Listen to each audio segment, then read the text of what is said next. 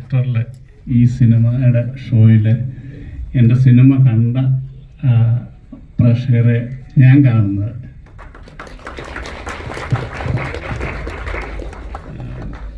കാരണം ഒരുപാട് സന്തോഷമുണ്ട്. ചിലപ്പോൾ എനിക്ക് നിങ്ങളോടൊപ്പം അല്ലെങ്കിൽ നിങ്ങളുടെ വികാരങ്ങളോടൊപ്പം എനിക്ക് എങ്ങനെ കണ്ടുകൊണ്ടിരിക്കാൻ കഴിയും, അല്ലെങ്കിൽ നിങ്ങളുടെ ചെറുതും വലുതുമായ പ്രയാസങ്ങൾ അല്ലെന്നുണ്ടെങ്കിൽ അതിൽ അറിയാതെങ്കിലും ഒരു ബുദ്ധിമുട്ടുണ്ടായെങ്കിൽ എനിക്ക് താങ്ങുന്നതിലപ്പുറമായിരിക്കുമെന്നുള്ളതുകൊണ്ടായിരിക്കാം, ഭയന്നായിരിക്കാം ഞാൻ ഇതുവരെ തിയേറ്ററിൽ വരാതിരുന്നതെന്ന് എനിക്ക് തോന്നുന്നു. അറിഞ്ഞുകൂടാ. എന്താണേലും ഒരു നല്ല അനുഭവമാണ്. ഗോകുൽ എൻ്റെ അടുത്ത് പറയുമായിരുന്നു, നിങ്ങളുടെയൊക്കെ കണ്ണുകളിലേക്ക് നോക്കൂ എന്ന്. വളരെ സന്തോഷം. നിങ്ങൾക്ക് ഈ സിനിമ ഉൾക്കൊള്ളാൻ, ആസ്വദിക്കാമെന്നോ അല്ലെങ്കിൽ എൻജോയ് ചെയ്യാമെന്നൊന്നും ഞാൻ പറയുന്നത്, ഈ സിനിമയെ നിങ്ങളിലേക്ക് എത്തിക്കുവാൻ കഴിഞ്ഞു എന്ന് വിചാരിക്കുന്നു. വളരെ സന്തോഷം. Thank you.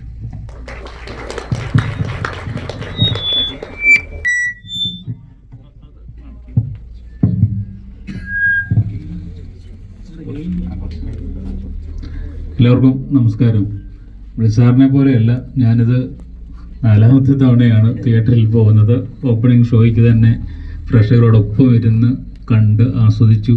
കോഴിക്കോട് ഒരു തിയേറ്ററിൽ പോയി അവിടെ കണ്ടു. എല്ലാ തിയേറ്ററുകളിലും ഹൃദയം നിറഞ്ഞ് സ്വീകരിക്കുന്നു എന്നുള്ളത് വലിയ സന്തോഷമുള്ള കാര്യമാണ്. എൻ്റെ 16 വർഷത്തെ ബ്രിസാറിൻ്റെ അധ്വാനമാണ് നിങ്ങളുടെ മുമ്പിൽ ഒരു ചലച്ചിത്രമായി എത്തിക്കുന്നത്. അതിൻ്റെ പിന്നിലുള്ള അധ്വാനം ഓരോരുത്തർക്കും ഇപ്പോൾ ഇതിനോടകം നിങ്ങൾ അറിഞ്ഞു കാണും. നമ്മുടെ പ്രിയപ്പെട്ട ഗോകുൽ നമുക്കൊപ്പം ഉണ്ട്. നിങ്ങൾ അപ്പോൾ പൃഥ്വിരാജിൻ്റെ അഭിനയ മികവ് നിങ്ങൾ കണ്ടു. അപ്പോൾ എത്ര എഫേർട്ട് എടുത്തിട്ടാണ് ഓരോരുത്തരും ഇതിനകത്ത് അഭിനയിച്ചിട്ടുള്ളത്, അതിൻ്റെ അണിയറ പ്രവർത്തകർ ഓരോരുത്തരും നിന്നിട്ടുള്ളത് എന്ന് നിങ്ങൾക്കറിയാം. നിതിനെ നിങ്ങൾക്കറിയാം എന്ന് വിചാരിക്കുകയാണ്. നിതിനാണിപ്പോൾ പിരിയോരെ എന്ന പാട്ട് ഇതിനകത്ത് പാടിയത്. അദ്ദേഹം നമ്മളോടൊപ്പമുണ്ട്. റോബിനുണ്ട്. റോബിൻ ആണ് ഇതിൻ്റെ അസോസിയേറ്റ് ഡയറക്ടർ. അങ്ങനെ ഞങ്ങൾ ചേർന്ന് നിൽക്കുന്നവർ പരമാവധി ആൾക്കാരെല്ലാം വരാൻ വേണ്ടി ശ്രമിച്ചിട്ടുണ്ട്. നിങ്ങളുടെ ഈ നിറഞ്ഞ ഹൃദയം, മുഖമൊക്കെ കാണുമ്പോൾ ഉള്ള ഒരു സന്തോഷം നിങ്ങളോടൊപ്പം പങ്കിടുന്നതിന് വേണ്ടിയാണ്. ഇത്രയും കാലത്തെ അധ്വാനം വ്യർത്ഥമായില്ല എന്ന ഒരു വലിയ സന്തോഷമാണ് നിങ്ങളുടെ മുഖം കാണുമ്പോൾ ഉള്ളത്. വലിയ സന്തോഷം.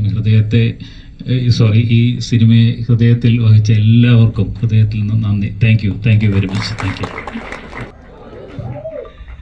ഞാനിപ്പോൾ സാറിനോട് പറഞ്ഞ പോലെ തന്നെ പണ്ട് നമ്മൾ നാടകങ്ങളിലൊക്കെ പോയിട്ട് പെർഫോമൻസ് കഴിഞ്ഞിട്ട് തട്ടേന്ന് ഇറങ്ങുമ്പോൾ ഓരോരുത്തരും നമ്മുടെ കണ്ണിലേക്ക് നോക്കുന്ന ഒരു ഫീലിംഗ് ഉണ്ട്.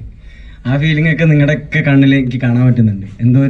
എല്ലാവരും ഈ സിനിമ കണ്ടിറങ്ങിയപ്പോൾ അങ്ങനെ ഒരു എക്സൈറ്റ്മെൻറ്റിലും ഒരു സ്നേഹത്തോടുള്ളൊരു നോട്ടമാണ് നിങ്ങളെല്ലാവരും ഇപ്പോൾ നമ്മൾ നോക്കുന്നത്. അപ്പോൾ ആ ഒരു നോട്ടമാണ് നമുക്ക് കിട്ടുന്ന ഏറ്റവും വലിയ അംഗീകാരം എന്ന് പറയുന്നത്. നമ്മളെ ഈ സിനിമയ്ക്ക് കിട്ടുന്ന ഏറ്റവും വലിയ അംഗീകാരം അല്ലേ സാർ? അപ്പോൾ അതിന് എല്ലാവരോടത്തും നന്ദി. എല്ലാവരോടത്തും ഭയങ്കര സ്നേഹമുണ്ട്. നമ്മളെയൊക്കെ ഉള്ളു തുറന്ന സ്നേഹം അത്രമാത്രം എനിക്ക് എക്സ്പ്രസ് ചെയ്യാൻ പറ്റുന്നുള്ളൂ ഇപ്പോൾ. അപ്പോൾ thank you every one from the bottom of my heart. Hi, ഞാനാണ് ഈ പടത്തിൽ പെരിയോനെ എന്നുള്ള പാട്ട് പാടിയിട്ടുള്ളത്. ഫസ്റ്റ് ഓഫ് ഓൾ ബ്ലെസി സാറിനും റഹ്മാൻ സാറിനും ഈ ഒരു പ്രോജക്റ്റിൽ എന്നെ ഭാഗമാക്കിയതിൽ എൻ്റെ ഹൃദയം നിറഞ്ഞ നന്ദി പറയണു. ആൻഡ് നിങ്ങൾക്കും ഈ പടത്തിനെയും അതുപോലെ തന്നെ ഇതിലെ പാട്ടുകളെയും ഒരുപാട് നെഞ്ചിലേറ്റി അതിന് തന്ന സ്നേഹത്തിനും ഒരുപാട് നന്ദി മാത്രമേ പറയാനുള്ളൂ. And gratitude only. ആൻഡ് ഇവർ കഷ്ടപ്പെട്ട അത്ര ഞാൻ കഷ്ടപ്പെട്ടില്ല. ഡെഫിനറ്റ്ലി 16 വർഷം ഇതിനെക്കുറിച്ച് ഇതിൽ അത്രയും റിസർച്ച് ചെയ്ത് അത്രയും കഷ്ടപ്പെട്ട് ഉണ്ടാക്കിയ ഒരു സിനിമയാണ് മരുഭൂമിയിൽ കിടന്ന്. അത്രയും കഷ്ടപ്പെട്ടിട്ടുണ്ട് അവർ. ഈ പാട്ടിന് ശബ്ദം കൊടുത്തിട്ട് ഇതിൻ്റെ ഒരു ചെറിയൊരു ഭാഗം പറ്റിയതിൽ ഒരുപാട് സന്തോഷം. ആൻഡ് ഇനിയും ഇതുപോലെ കണ്ടിന്യൂ ചെയ്യുക. നിങ്ങളുടെ സപ്പോർട്ട് ആൻഡ് തന്ന സ്നേഹത്തിന് എല്ലാത്തിനും ഒരുപാട് നന്ദി. Thank you. ഈ സിനിമയിൽ ഹക്കീമിൻ്റെ ഉമ്മയായിട്ട് അഭിനയിച്ച റീജയാണ്. റീജയെ ഞാൻ 2018 ലാസ്റ്റ് കാണുന്നത്. ഈ അടുത്ത സമയത്തൊന്നും മ്യൂസിക് ലോഞ്ചിന് ഒരു മിന്നായം പോലെ കണ്ടു. അപ്പോൾ എനിക്ക് അവിടെ ദൂരെ മാറി നോക്കിയപ്പോൾ നല്ല എന്ന് വെച്ച് കഴിഞ്ഞാൽ കാലങ്ങൾ എടുത്തത് കൊണ്ടുണ്ടായ കുഴപ്പമാണ്. അപ്പം വളരെ സന്തോഷത്തോടുകൂടി റീജയം സ്വാഗതം ചെയ്യുന്നു. ഒരു നന്ദി, നമസ്കാരം. എൻ്റെ പേര് റീജ. സാറ് പറഞ്ഞ പോലെ 2018 ഇതിൻ്റെ ഷൂട്ട് നടന്നത് ഹക്കീമിൻ്റെ ഉമ്മയായിട്ട്. അന്ന് വളരെ പ്രതീക്ഷയോടെ തന്നെയാണ് അന്ന് റോള് ചെയ്തതും. എനിക്ക് തോന്നുന്നു സാറിൻ്റെ ഒരു ബിലീഫ് ലെവലിൽ ഞാൻ ചെയ്തോ എന്നാണ് എനിക്കിപ്പോഴും സംശയം. പക്ഷെ കണ്ടവരെല്ലാവരും നല്ല അഭിപ്രായം പറഞ്ഞു. ഒത്തിരി സന്തോഷമായി ഒരു വലിയൊരു ക്രൂവിൻ്റെ ഭാഗമാകാൻ പറ്റിയതിൽ. മൂവി കണ്ടു ഞാൻ ശരിക്കും കരഞ്ഞു. കാരണം ബയോളജിക്കലി ഉമ്മയല്ല എങ്കിൽ കൂടിയും ഹക്കീമിൻ്റെ ആ ഒരു സീൻസും ഒക്കെ എനിക്ക് ഭയങ്കര ഹാർട്ട് ടച്ചിങ് ആയിരുന്നു. Thank you so much for the support and opportunity. Thank U.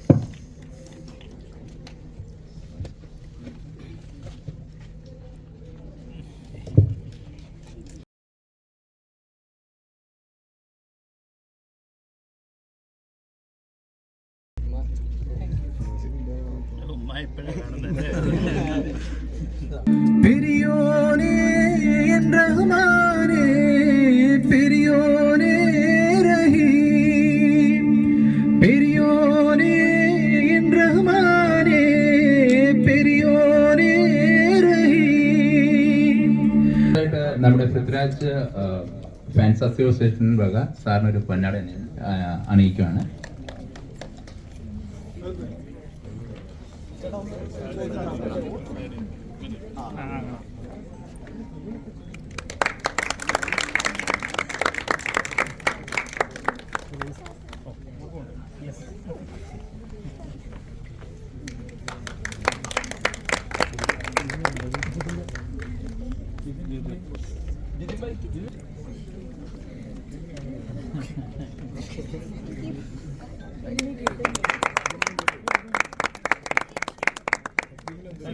Sir പണം ഒരിക്കലും സാറിനെ പ്രകടിപ്പിച്ചിട്ടില്ല എന്നറിയാം.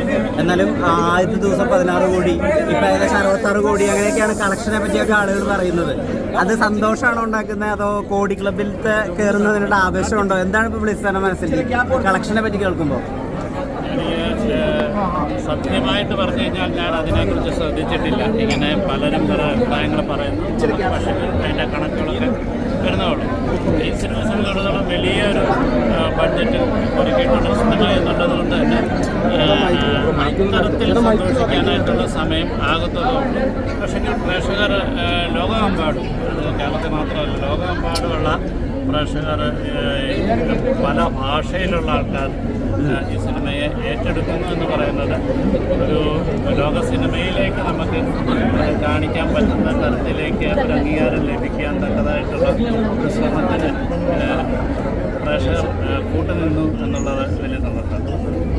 ഈ പൃഥ്വിരാജ് എന്ന മനുഷ്യൻ്റെ ഡെഡിക്കേഷൻ, അതിനെ പലപ്പോഴും ആളുകൾ വലിയ വലിയ ഹോളിവുഡ് ആക്ടേഴ്സ് ആയിട്ടുള്ള ക്രിസ്ത്യൻ ബെയിലിനോടൊക്കെ തന്നെയാണ് താരതമ്യം ചെയ്യുന്നത്. അദ്ദേഹത്തെ അങ്ങനെയൊക്കെ തന്നെ ഒരു അക്കാഡമി അവാർഡ്സിൻ്റെ ഒക്കെ അംഗീകാരം ലഭിക്കണമെന്നാണ് ആളുകൾ പറയുന്നത്. അപ്പോൾ നിങ്ങളുടെ മനസ്സിലൊരു വിഷൻ ഉണ്ടായിരുന്നോ ഇത് പൃഥ്വിരാജിൻ്റെ ഡെഡിക്കേഷനെ പറ്റി ആളുകൾ സംസാരിക്കണം? അല്ലെങ്കിൽ തീർച്ചയായിട്ടും ഇതിൻ്റെ അകത്ത് പങ്കെടുത്ത എല്ലാ ടെക്നീഷ്യൻസിനും ആർട്ടിസ്റ്റുകൾക്കും എല്ലാം അതിൻ്റെ ഒരു കംപ്ലീഷൻ എന്നുള്ള രീതിയിലാണ്. എന്നുവെച്ചാൽ നേരത്തെ പൃഥ്വിരാജ് തന്നെ പറഞ്ഞിട്ടുള്ള പോലെ ഇനിയും കുറച്ചും കൂടെ നന്നാക്കാം എന്ന് വിചാരിച്ചുകൊണ്ടാകുന്നു, ബാക്കി വെച്ചിട്ടില്ല. ഇതൊക്കെ തന്നെയാണ് മാക്സിമം. ഈ സ്വീകാര്യത എങ്ങനെ നോക്കി കാണുന്നു? കാരണം നമ്മുടെ ഒരു ഹാർഡ് വർക്ക്, നമ്മുടെ ഒരു ടീമിൻ്റെ ഒരു വർക്ക്, അത് സ്വീകരിക്കുന്നു എന്ന് പറയുന്നത് വളരെ അതല്ലായിരുന്നെങ്കിൽ ഞാൻ ചിലപ്പോൾ ചിന്തിച്ചിട്ടുണ്ടായിരുന്നു അല്ലേ, ഇങ്ങനെ ചില റെസ്പോൺസ് അല്ലായിരുന്നുണ്ടെങ്കിൽ. അപ്പം അത് വളരെ അഭിമാനമുണ്ട്, എല്ലാവരോടും നന്ദിയുണ്ട്. ഈ മറ്റ് ഇൻഡസ്ട്രി എന്നുള്ള ഒരു സ്വീകാര്യത എങ്ങനെയുണ്ട്? പിന്നെ ഞാൻ ആദ്യം തന്നെ കമൽ സാറ്, മണിരത്നൻ സാറ്, അങ്ങനെയുള്ള പ്രമുഖരായ ഒരുപാട് ആൾക്കാർ ഈ സിനിമയെ കാണുകയുണ്ടായി. അവരുടെ ഭാഗത്തു നിന്നൊക്കെ വളരെ അതിശയിപ്പിക്കുന്ന തരത്തിലുള്ള, അല്ലെങ്കിൽ ചിലപ്പോൾ നമുക്ക് നാണം വരുന്ന തരത്തിലുള്ള കമൻറ്റുകളാണ് വന്നുകൊണ്ടിരിക്കുന്നത്. ഇതിനിപ്പോൾ നജീബിൻ്റെ നാട്ടിലേക്ക് വന്നതിൻ്റെ ഉള്ള ജീവിതത്തെ പറ്റി, അങ്ങനെ ഒരു ആടുജീവിതത്തിന് രണ്ടാം ഭാഗം, ആ സാധ്യതകളെ പറ്റി ആലോചിക്കുന്നുണ്ടോ? ഇപ്പം അതിനുള്ളൊരു സമയമല്ലല്ലോ. തന്നെയല്ല, അത് എത്രത്തോളം എപ്പോഴും ഒരു സിനിമ നമ്മളെ എക്സൈറ്റ് ചെയ്യിക്കുമ്പോഴാണല്ലോ നമ്മൾ അതിലേക്ക് എത്തുന്നത്. അപ്പം ഈ സിനിമയുടെ ഒരു മാക്സിമത്തിലാണ് നമ്മൾ നിൽക്കുന്നത്. അപ്പം അടുത്തൊരു സിനിമ എന്ന് പറയുമ്പോൾ അതിന് ഈ പേസിലുള്ള കാര്യങ്ങളൊന്നും അതിനെക്കുറിച്ച് ഇപ്പോൾ നമുക്കൊന്നും കമൻറ്റ് ചെയ്യാൻ പറ്റത്തില്ല. മഞ്ഞവേൽ മരണങ്ങൾ എന്തെങ്കിലും വിധത്തിൽ സിനിമയാവുമോ പ്ലസിയിലൂടെ? ഇപ്പം എനിക്ക് ഏറ്റവും ഇത് മാക്സിമം ലോകത്തിൽ ഈ സിനിമ എത്തിക്കുക എന്നുള്ളത് നമ്മുടെ മലയാളികളിൽ മാത്രമല്ല ലോകമെമ്പാടുള്ള എന്ന് വെച്ചാൽ ഇതിൻ്റെ ആ ഒരു എക്സ്പീരിയൻസ് എന്ന് പറയുന്നത്, ഈ സബ്ജക്റ്റ് പറയുന്നത് എല്ലാ പോയിന്റുകളിലും ഉള്ളതാണ്. ഇത്തരത്തിലുള്ള ഒരു പ്രവാസവും അതിൽ പെടുന്ന അതിജീവനം, പ്രവാസത്തിനെക്കാട്ടും അതിജീവനമാണ്. പക്ഷേ നമ്മുടെ എപ്പോഴും തകർന്നു പോകാമെന്ന് വിചാരിക്കുമ്പോൾ നിരാശ ഉണ്ടാകുന്ന ഒരു ജീവിതത്തിലൂടെ നമ്മളൊക്കെ കടന്നു പോകുന്നത്. അപ്പോൾ അതല്ല, ജീവിതത്തിന് വളരെ പ്രതീക്ഷയോടുകൂടി ഉത്സാഹത്തോടുകൂടിയുള്ള ഒരു ശ്രമം. അത് ഇപ്പം ഞങ്ങളുടെ ടീമിൻ്റെ കാര്യത്തിലാണേലും സജീവിൻ്റെ കാര്യത്തിലാണേലും ആ ഒരു വിക്ടറി തന്നെയാണ് ഉണ്ടാകുന്നത്. അവസാനം ഒരു ദിവസം ഉണ്ടാകും എന്ന് പറയുന്ന ആ ദിവസങ്ങളാണ് നമ്മളിപ്പം പരിപാടിക്കുന്നത്. ഒരു വ്യാഴവട്ടക്കാലമാണ് ഒരു സിനിമയ്ക്ക് വേണ്ടിയിട്ട്, അതിനേക്കാൾ അപ്പുറത്താണ് നൽകിയിട്ടുള്ളത്. ഒരു സമയത്തും നിരാശ ഉണ്ടാവാതിരിക്കാൻ ബ്ലെസ്സി എന്ന മനുഷ്യൻ എന്താ ചെയ്തിരുന്നത്? ഞാൻ പ്രത്യേകിച്ചൊന്നും ചെയ്തില്ല. ഞാൻ സിനിമയെ കൂടുതൽ സ്നേഹിച്ചു. ആടുജീവിതത്തിൻ്റെ ഓരോ ഫ്രെയിമുകളും ഞാനും എൻ്റെ ടീമിലേക്കും വരച്ചിടുവാനും കൂടുതൽ മെച്ചമാക്കാനും ശ്രമിച്ചു. കാരണം ഒരുപാട് പ്രതികൂലങ്ങളിലല്ലേ നമ്മൾ സാധാരണ ഒരു എൻവയോൺമെൻറ്റിൽ നിന്നിട്ടല്ല നമ്മൾ ഷൂട്ട് ചെയ്യുന്നത്. കാറ്റും കോളും ബഹളവും കാര്യങ്ങളും അങ്ങനെയൊക്കെയല്ലേ. അപ്പോൾ അതിൻ്റേതായിട്ടുള്ള ഒരുപാട് നമുക്ക് പ്രശ്നങ്ങളെ ഫേസ് ചെയ്യാനായിട്ട് നമ്മൾ പ്രിപ്പയർ ചെയ്യും. സാർ, ഇപ്പോൾ ഒരു കോൺട്രവേഴ്സി നടക്കുന്നുണ്ടല്ലോ ബേസിക്കലി.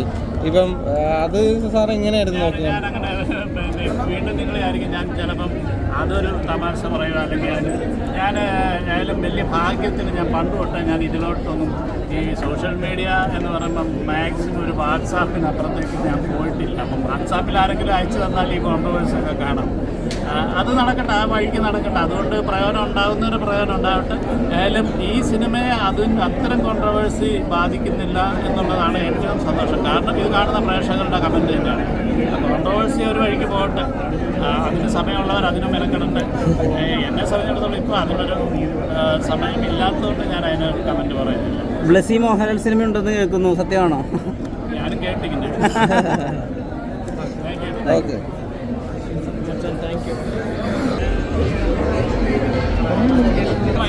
ആൾക്കാരുണ്ടാകുന്നതായിട്ട് മാത്രമാണ് ഭൂരിപക്ഷം ആൾക്കാർ നമ്മളോടൊപ്പം സ്നേഹിക്കുകയും ഈ ചിത്രത്തെ സപ്പോർട്ട് ചെയ്യുകയും ഒക്കെ ചെയ്തുകൊണ്ടിരിക്കുന്ന ഒരു സമയമാണിത്. അതിനകത്ത് വിവാദങ്ങളിലൊന്നും നമ്മൾ പ്രതികരിക്കുന്നില്ല. അത് മറ്റു ചിലരുടെ കാര്യങ്ങൾ മാത്രം. Thank you. അങ്ങോട്ട്